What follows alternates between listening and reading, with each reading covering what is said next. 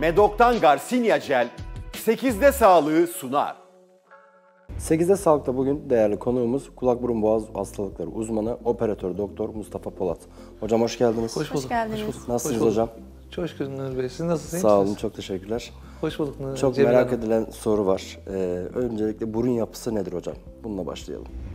Şimdi burun yapısı, burun tam yüzün ortasına yerleşen, nefes ve koku almayı sağlayan, yüzümüzün şeklini veren bir organdır. Burun uzun olunca yüzde bayağı bir yer oluşturduğu için de hastalarda bir algı bozukluğu oluyor ve burun estetiği operasyon olmak istiyor hastalarımız. Bu burun yapısının ortasındaki septum dediğimiz bölmenin sağa ve sola oynamasından kaynaklanıyor. Hem bu burunda tıkanıklık yapıyor, yani burun tıkanıklığı, nefes darlığı dediğimiz olay, hem de burnun sağa ve sola eğilmesi ya da burnun öne doğru, yani burun ucu düşüklüğü dediğimiz olay oluyor. Bundan dolayı hastalarımız burun yapısının bozulmasından dolayı burun estetiği operasyon olmak için biz doktorların yanına geliyor. Peki burun estetiği hangi durumlarda yapılmalı? Yani her isteğini yapıyor musunuz ya da şu hastalara burun estetiği gerekiyor diyor musunuz? Bir kere hastada fizik muayene ve hikayenin olması gerekiyor. Yani bir nefes darlığı olması gerekiyor.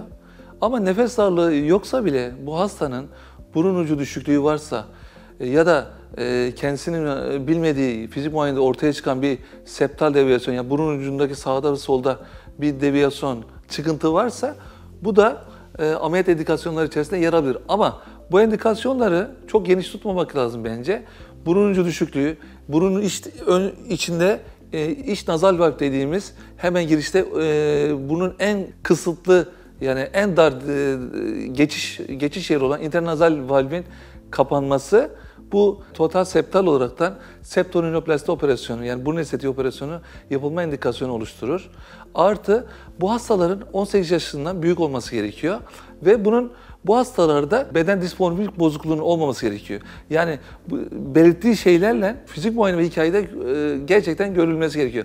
Artı uçuk şeylerin taleplerin olmaması gerekiyor. Yani gerçeküstü dediğimiz talepler. Bu gerçeküstü talepler de zaten ameliyatın karşılığı değildir yani. Beklentilerin çok yüksek olmaması gerekiyor. Evet. Peki hocam burun estetiği işlemi ne kadar sürer? Şimdi 2,5-3 saat sürer. Tabii ki bu işi 1 saatte bitiren de var, 4 saatte bitiren de var ama şu an ülkemizde 2,5-3 saat ortalama gidiyor.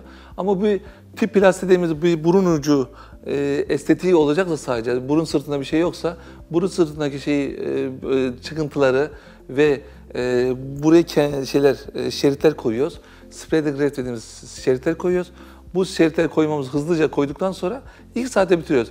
Ama hastada burun ucu düşmesi yanında sağda ve solda aks deviyasyonu varsa tabii ki ameliyatın süresini uzatıyor.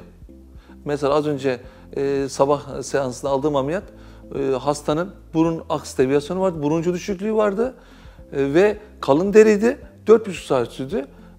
Burada önemli olan ameliyatın hakkını vermek diye düşünüyorum yani. Zaten bütün hekimlerin de ben böyle düşünüyorum yani. Kişiden kişiye, tabii kişiden kişiye değişiyor. İstenilen duruma göre değişiyor bunlar. Evet. Ya ama burada yaptığımız şey, kalın deri var mı? Kalın deri biraz ameliyatın zorluğunu artırıyor. Sürüyor. Aynen. Peki hocam, burun estetiği yaptınız, istenilen buruna da kavuşuldu. Bu istenilen burun estetiği kalıcı mıdır yoksa zaman içerisinde burunda değişiklik olabiliyor mu? Şimdi eğer yapılan operasyon gerçekten yeteri kadar sağlam bir iskelet oluşturmuşsa, çünkü burun estetiğinde biz bir iskelet oluşturuyoruz gerçekten. Bu iskelet gerçekten sağlamsa büyük olasılıkla burun ucu düşmeyecektir. Zaten vatandaşların hastalarımızın en çok serzenişte bulunduğu ya da kafasına soru işareti olan şey, bana gelen hastalar, hocam burun ucum düşecek mi? Yani burun ucu düşmesin diye bizim bu ameliyattaki en önemli şeyimiz zaten burun ucu düşmesin. Burun ucu düşmesin, burnumuz orta hatta olsun, rahat nefes alabilsin, natür görünsün ve hafif bir de havalı görünsün. Ameliyattaki en büyük amaçlarımız bunlar zaten. Burun sırtında da bazen çökmeler oluyor şu kısımlarda. Şimdi burunun sırtındaki çökmelerin sebebi, dedim ki program başında dediğim gibi, burunun tam ucundan ta köküne kadar giden bir burun bölmesi var. Biz buna septum diyoruz. İncedir. 1,5-2 mm kalınlığındadır. Biz bunu burun sırtını çıkarttığımız zaman tabii bizim burun sırtımız kubbeli yapıdır.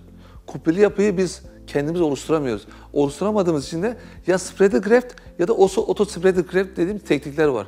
Bunlardan hangisi uyarsa, eğer bayansa spreader graft uyguluyorum ben daha çok. Daha güzel, daha hoş görüntü.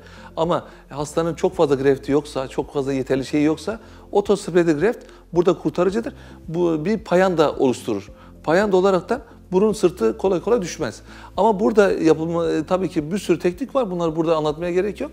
Bu düşmesine yapılan cerrahi tekniklerden bir tanesi de spreader graft tekniği. Hastalarımızın bilmesini isterim.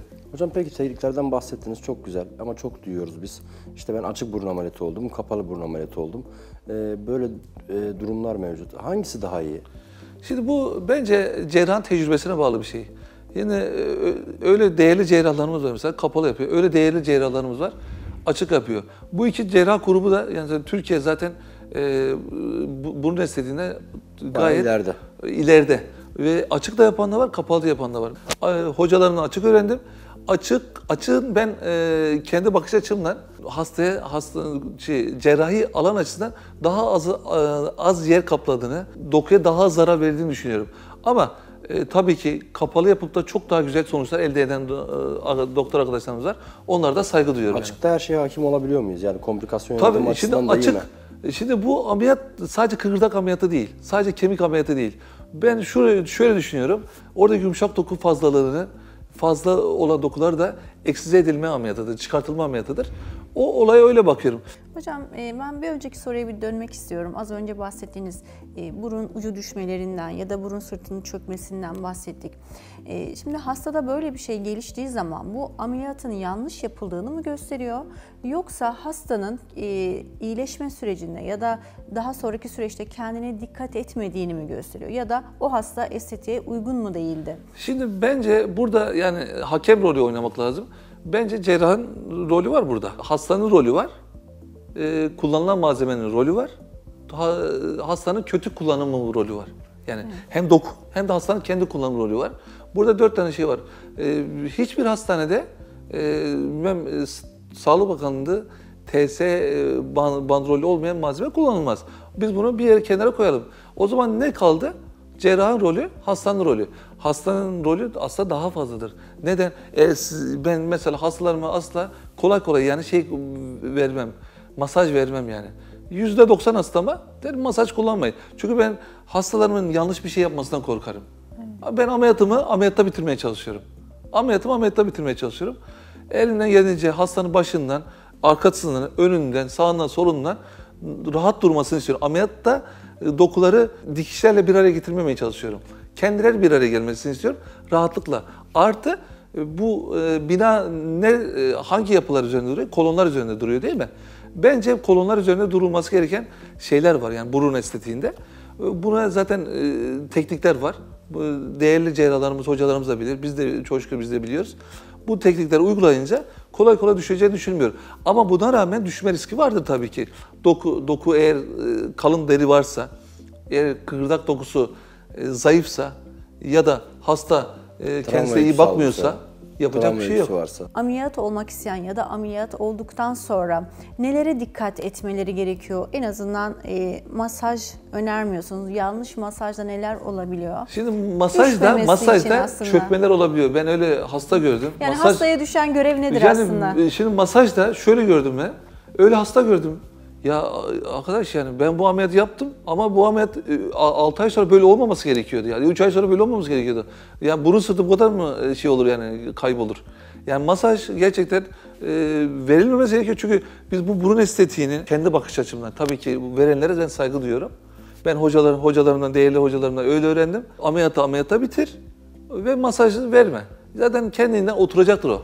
Ama %10 hastaya da veriyorum yani vermiyor anlamında değildir bu.